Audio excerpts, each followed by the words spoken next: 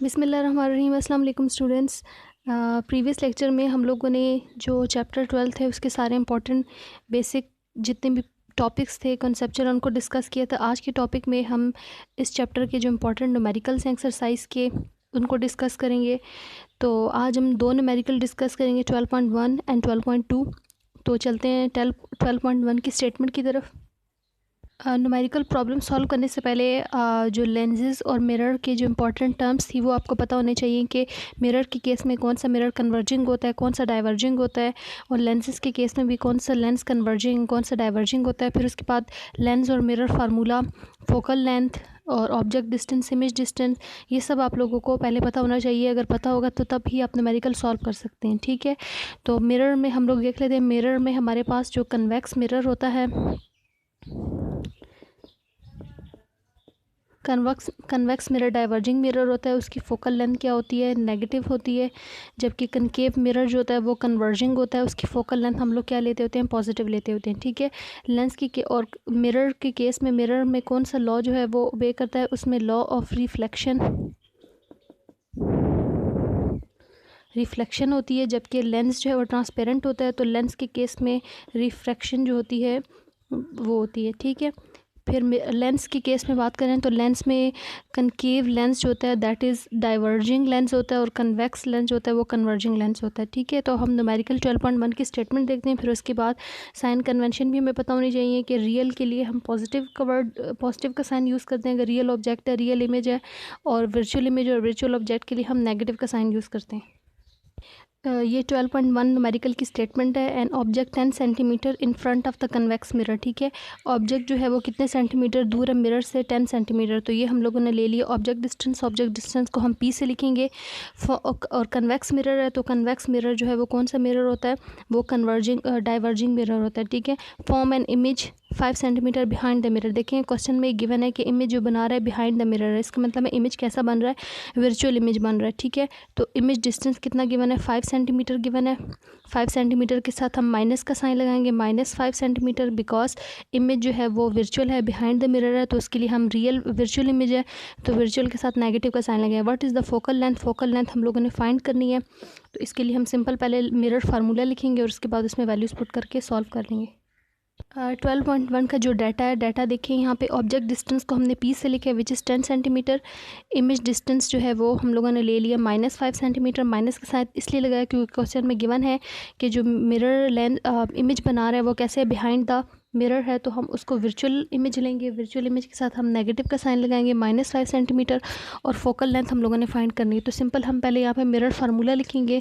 Mirror formula is equal to 1/f is equal to 1/b plus 1/q। अब हमने यहाँ से q फाइंड करना है, तो हम इस फार्मूले को इस तरह अरेंज कर लेते हैं। ये हो जाएगा 1/q 1/f minus 1/p।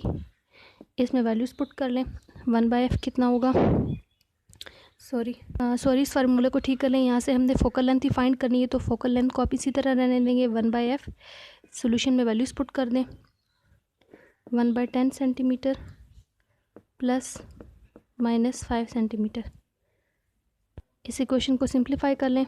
1/10 centimetre minus 1/5 plus minus minus हो जाएगा, एलसीएम ले लें।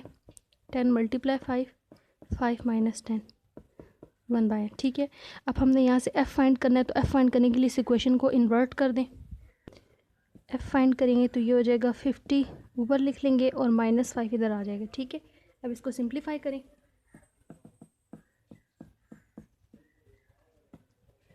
तो हमारे पास फोकल लेंथ कैलकुलेट हुई है, यानी कन्वेक्स मिरर जो है वो डाइवर्जिंग मिरर होता है, वर्चुअल इमेज फॉर्म करता है, इसीलिए उसकी फोकल लेंथ भी क्या होती है, नेगेटिव। तो हमारे पास इस सोल्यूशन से प्रूव हो गया कि माइनस इसकी जो फोकल लेंथ है उस मिरर की वो कितनी है, -10 सेंटीमीटर।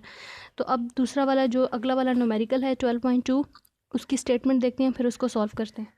नेक्स्ट जो प्रॉब्लम है 12.2, उसकी स्टेटमेंट देखिए। An object 30 centimetre toll is located 10.5 centimetre from the concave mirror, ठीक है। कनकेव ये कोई मिरर ले लिया, ठीक है। इसके सामने यहाँ पे कोई भी एक ऑब्जेक्ट है जो कि कितना टॉल है, यानी उसकी हाइट गिवन है, हाइट ऑफ ऑब्जेक्ट, तो 30 centimetre height of object given है। 10.5 सेंटीमीटर, यानी इस ऑब्जेक्ट का मिरर तक जो डिस्टेंस है p, ऑब्जेक्ट डिस्टेंस कितना गिवन है, p गिवन है 10.5 सेंटीमीटर। अब देखें ये जो ऑब्जेक्ट है वो मिरर के सामने है, तो ये एक रियल ऑब्जेक्ट होगा, इसलिए हम इसके साथ प्लस का साइन लगाएंगे। With focal length of 16 centimetre. अब फोकल लेंथ जो है वो पॉजिटिव 16 सेंटीमीटर होगी, क्यों? क्योंकि कनकेव मिरर है, कनकेव मिरर कन्वर्जिंग मिरर होता है। Where is the image located, image हमने बताना है कि इमेज किधर बन रहा है, यानी इमेज डिस्टेंस फाइंड करना है। हाउ हाई इज़ इट, और इमेज की जो हाइट है, हाइट ऑफ इमेज HI, वो हमने फाइंड करनी है। ठीक है, तो हम डाटा और फार्मूलाज लिखते हैं यहाँ पे। इस न्यूमेरिकल की जो डाटा है और फार्मूला है उसको चेक करते हैं। डाटा में height of object HO given है 30 centimetre, object distance 10.5 centimetre, positive sign है, रियल ऑब्जेक्ट है, फोकल लेंथ हम पॉजिटिव लेंगे because it is a converging mirror, image distance Q हमने फाइंड करना है, और हाइट ऑफ इमेज जो है HI वो भी फाइंड करनी है। ठीक है, तो इसके लिए हमने फार्मूला पढ़ेंगे लेंस। जो लेंस फार्मूला हम लोगों ने मिरर फार्मूला है 1/f is equal to 1/p plus 1/q। यहाँ से हम इस फार्मूले को अरेंज कर लेते हैं।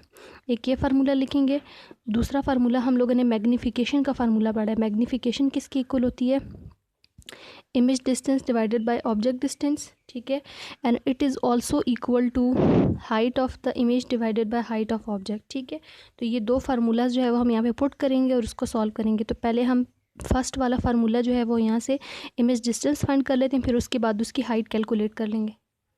ये हमने सोल्यूशन इसका देखेंगे। हमने Q फाइंड करना है, इमेज डिस्टेंस, उस फार्मूले को अरेंज कर लेते हैं। 1/p को दूसरी लेफ्ट साइड पे ले जाएं, हम इसमें वैल्यूज़ पुट करें। फोकल लेंथ कितनी 16 और ऑब्जेक्ट डिस्टेंस है 10.5।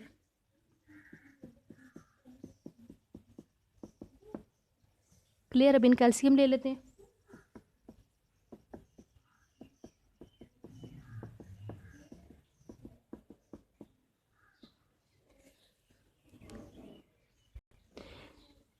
Q फाइंड करना है, तो इस फार्मूले को रेसिप्रोकल ले लें।